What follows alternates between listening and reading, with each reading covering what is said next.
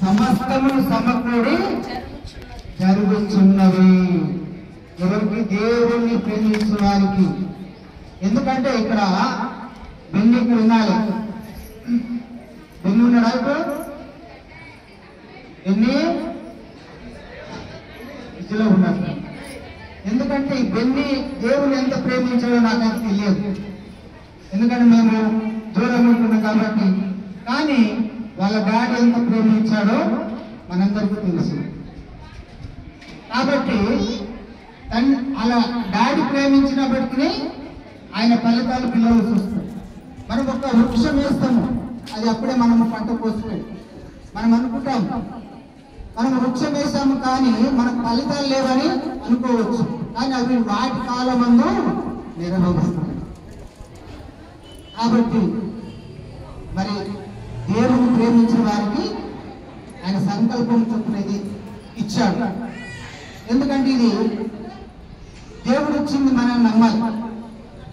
అది మన బలం మన శక్తి కాదు. ఒకవేళ మన బలం మన శక్తితో మనం ఏదైనా చేసినప్పటికీ అది ఉండదు.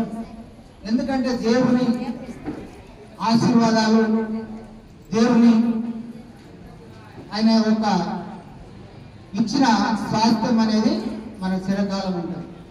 కాబట్టి దేవుని విషయంలో మరి ఉన్నతంగా మనం అది ఇచ్చిన దాని గురించి ఆయనకి కృతజ్ఞతలు చెల్లించాలి.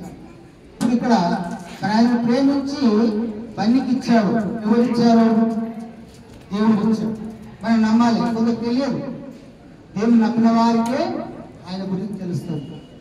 కానీ మరి దేవుడు ఇచ్చినప్పుడు ఈ గృహంలో ఆయన నివాసం ఉండాలి. దేవుడిని మనము ముందు పెట్టుకోవాలి. ఎందుకంటే ఇప్పుడు ఈరోజు ఆయన ఇచ్చిన దానికి ఎంతో చాలా మరి బంధువులను పిలిపించాడు, ఫ్రెండ్లు ఉన్న దోస్తులు అందరూ తెలుసుకున్నాడు. కానీ ఇంటిలోనికి ఒక వ్యక్తి ఉండాలి.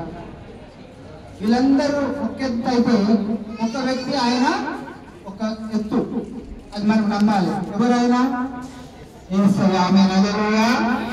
ఎందుకంటే యేసయ్య మన గృహంలో ఉండాలి. ఆయన ఉంటేనే మనకు ఆశీర్వాదాలు, ఆయన ఉంటేనే మనకు సంతోషము, సమాధానము, దీర్ఘ